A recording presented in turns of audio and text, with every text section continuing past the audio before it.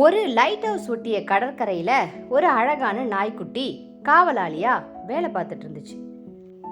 ஒரு நாள் அந்த இடத்துல புயல் வர்றதை அதை நல்லா நோட் பண்ணுச்சு.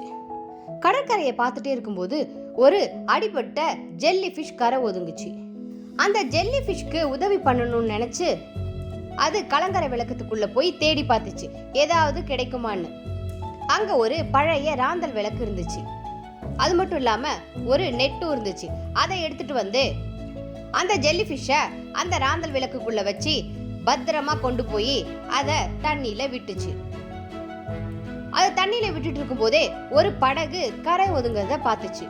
அந்த படகு இருக்கிற திசையை பார்த்து குலைச்சிக்கிட்டே இருந்துச்சு. படகுல இருந்த மீனவர்கள் பத்திரமா அந்த கலங்கரை விளக்கத்தை நோக்கி வந்தாங்க. அந்த மீனவர்கள் அந்த குட்டி நாய்க்கு நன்றி சொல்லிட்டு காலையில புயல் நின்றதும் கிளம்பிட்டாங்க. அடுத்த நாள் காலையில புயல் இல்லாம அந்த இடமே பார்க்க ரொம்ப ரம்மியமா இருந்தது. அதுவும் சந்தோஷமா இருந்துச்சு.